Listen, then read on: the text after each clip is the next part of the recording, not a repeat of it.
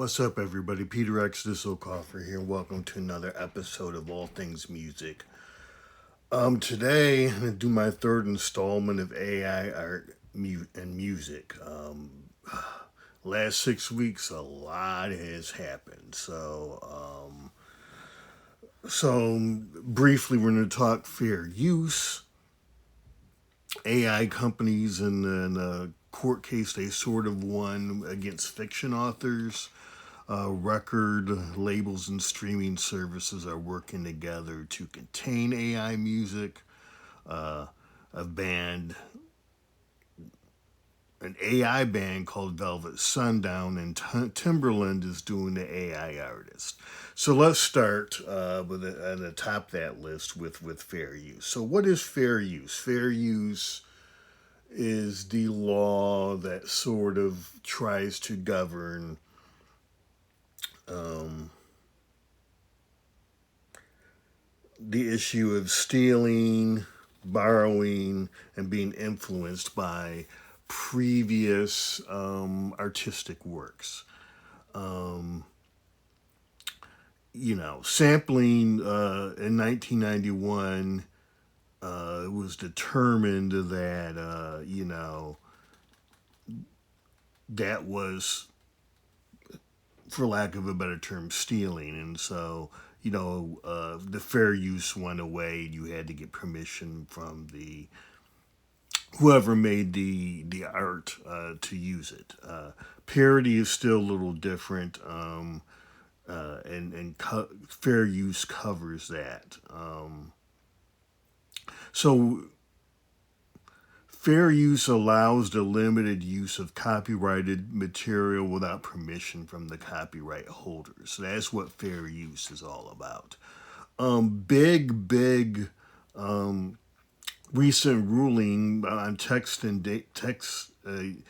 data mining text by AI large language um, uh, models, and so think Chat GPT and Gemini and some of those other ones. And the court ruled that that is fair use, and it can be done now for the across different types of art via music, visual art, writing, and whatnot. Fair use is a little different for each one, but this is still a big case. So it's Bartz versus Anthropic. Um, Anthropic argued we're not producing copies of these books that were, I think, one of the terms used is scraping. Um, and the court agreed with them.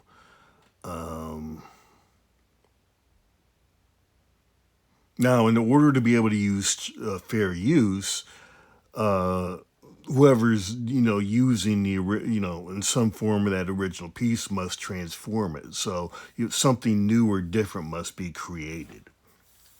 And so they're arguing, hey, yeah, you might get some prompts in here, and we scraped 100,000 novels, but we're transforming it, and you won't be able to write, it'll bits and pieces from thousands of novels, and it is transformative. And what is this article called? Okay, so the article's in The Verge by Addie Robinson. The AI companies win a fight with authors technically, and Addie Robertson says yes, they did win this fight, at least temporarily. But this is, fair use is this is kind of a big win, for AI against artists, and this is against fiction authors. Interestingly enough, in 2023, fair use went the other way when it came to visual art. So Andy Warhol used a Lynn Goldsmith picture of Prince for one of his famous silk screen Prince's. And, you know, if you haven't seen it, you know, the same image of Prince appears in all these, but they're different colors, and the image is a different color. Um, so, you know, Prince's representation stays the same, but, you know, it's altered. Supreme Court of the U.S. ruled it was not fair use. Um, Warhol's work was visually different, but was not transformational.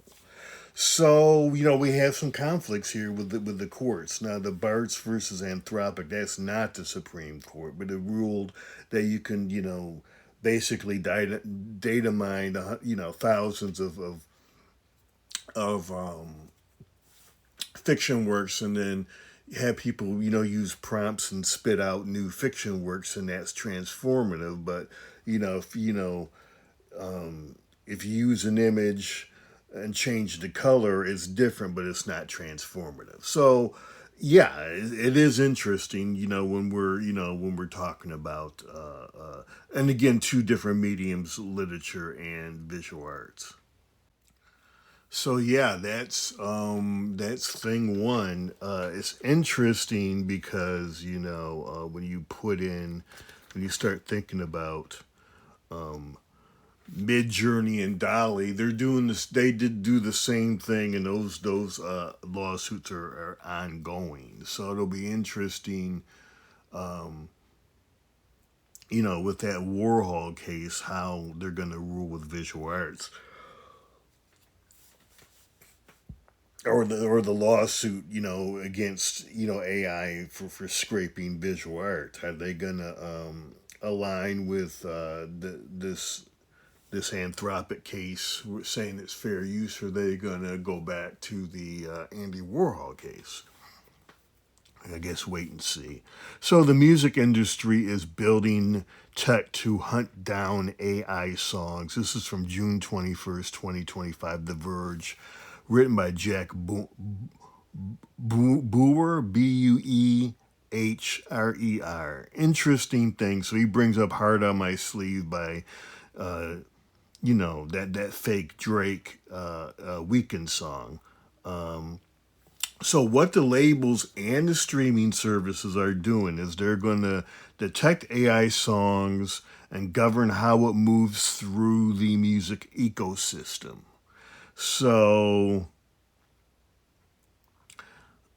these AI songs will be able to be accessed on streaming services, but they will not be promoted. Number one. Number two, if they can tell what songs were scraped, from in these AI songs, then the writers and the record companies will get paid. So interesting, the record companies are definitely being a lot more proactive with this than obviously when as the Napster and the streaming era approached. Interesting, hey, I mean, their thing, trying to put some guardrails around it, trying to get paid themselves. But it's interesting as well when, and so, I did I think episode 2 of AI in music. We have Spotify in particular, with the mood music, using AI and AI artists. So, yeah, folks are all over the place on this AI stuff right now. Now, one of the interesting things about these AI songs, I mean, I heard on my sleeve that Drake, the Weekend fake song, they still don't know who put that out. I mean, it's attributed to Ghostwriter 977, but they still do not know who put that out. So it's kind of weird. I mean, I'll be honest, I thought Heard of My Sleeve was actually a pretty nice cut. Which leads us to Velvet Sundown. And my, last week, so it would have been, the week of 4th of July, 2025, and maybe bleeding into the week before that. everybody was talking about Velvet Sundown, and this band. Are they real? Because the pictures looked like they were AI, and nobody had, and this band just appeared out of nowhere, literally out of thin air. So on Spotify, Velvet Sundown already has 1.2 million, monthly listeners.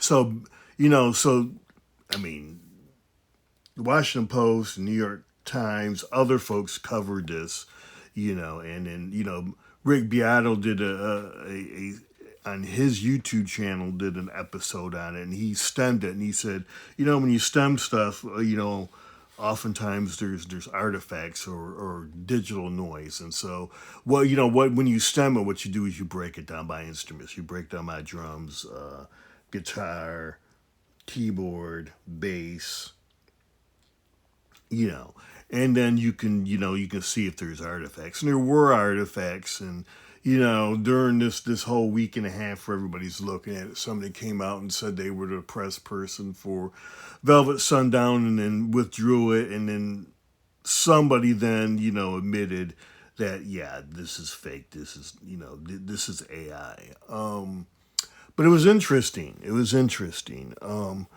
Most of the people in Beato, focused on the song called Dust on the Wind. And he's like, not the Kansas Dust in the Wind, but Dust on the Wind. I listened to the 10 most streamed songs of Velvet Sundown. It was probably the worst, but it had the most streams. It was over 1 million. But I have to say, I was impressed with the work again. I mean, say what you want. It's we live in interesting times. If I'm a big wig executive for one of the big record companies, I'm like, hey, that doesn't sound that bad. People, when it all comes down to it, people aren't going to care. And so and everybody was confused. The streaming services, the media, even the record labels, like, is Velvet Sundown, are they real, or is this AI? So I've already released 2 albums, in June. So Floating on Echoes is their debut album, released June 5th, 2025, 13 songs, 37 minutes. The second album, Dust and Silence, released June 19th, 2025, 13 songs, 36 minutes. So, I listened to their 10 most streamed songs, and I liked, I liked about half of them. And to be honest with you, I couldn't, if you'd asked me to be like, who do they sound like? They're kind of they have a unique sound to them. Which leads me, yeah, this is interesting. So I've played around on the 2 big music generating, Suno and Udio, and I'll be honest with you. I mean, the stuff that it kicks out for me is so, and I haven't used it. I don't know. It's good, but it's not great. I mean, I can do better myself, and even if I, just took a clip and looped it, I mean, it still can't. It's still like, it's just, there's something missing there, and so that's been my experience with it, and also, playing around, with Dolly and Midjourney, the visual arts. I can get usable stuff, but nothing. I mean, some of this AI art that's getting turned out, I mean, is really, really good. And so this is what I'm realizing with, these AI art generators. First of all, Midjourney and Dolly and visual arts, I think, was it 2024, 2023, where a digital, an AI produced art won. I think it was the state of Iowa's best,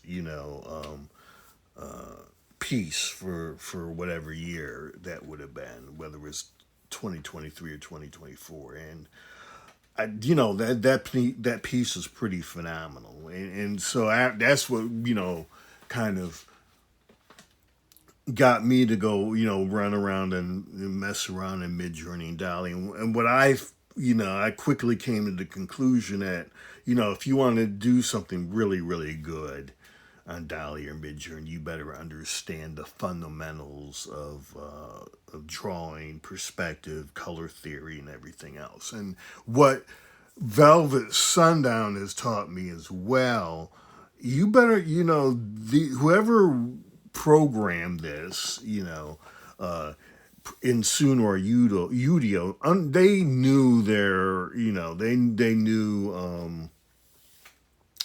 their music theory. And music theory goes beyond reading music. I'll be upfront with you.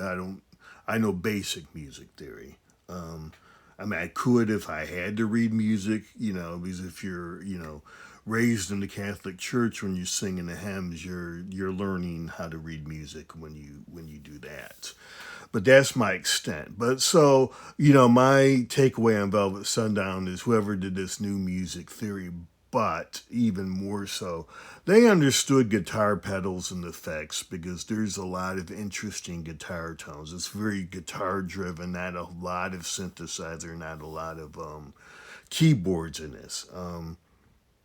And the other thing is, there was some good singing with emotion.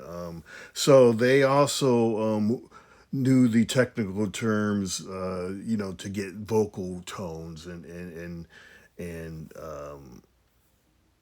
stuff like that. Not only with effects, but just how to describe to the AI whatever technical terms you use for vocal tones to get different vocal ranges and emotions and whatnot. So yeah, I mean, and as I said, some of about half of the 10 songs I listened to, I thought were pretty decent. And yay, I'm not, I'm always a straight shooter. I've said, artists need to, learn how to use AI as a tool. And for those who don't use it as a tool, take it for what it is. I mean, yes, I enjoyed Velvet Sundown's music, but they're doing something very different than me. So I don't consider them a threat. And finally, last but not least, so Timberland is announced, I think this was in mid June 2025 or the third week of June 2025. He now has an AI artist called Tata, Tata. And of course, there was, some media, speak on this. Most of it was negative. Not everybody's, this didn't get the same coverage that, Velvet Sundown got. Timberland is associated with Suno, so Suno. So he will be using Suno, to do this AI female generated artist. Hey, I just told you what I felt about Velvet Sundown. He's being upfront. He thinks it will, expand his creative horizons because, hey, I mean, he works for Suno, so he'll have someone there from Suno who will you know help walk him through so he can get the maximum out of Suno. I'm assuming because he is a songwriter and he's written a lot of songs and had a lot of them hit. He understands some music theory, but also the the different tricks of the trade and the hooks that work. So, but he's not to have an artist and a singer like I don't want to do that. Complaining. So I sort of get it. Um, and as a side, one of the interesting things about Suno and Udio is in the prompts, you can't I can't say okay I want a James Brown drum beat and Jimi Hendrix wah wah guitar, and you have. I mean, I could only say funky drum beat and wah wah psychedelic guitar. So they do not allow you to name names, and um, I think Midjourney and Dolly are the same way. That at least protects them somewhat um, legally, because they are scraping other people's music and loading them into the system without their consent and no payment or whatnot. So, yeah, so boy, a lot going on. I had to jump in and do the whole fair use thing, and that I didn't do in the first two episodes. So, I have a whole new folder now for AI art and music, because it's changing quickly. This is already the third time I've touched on it.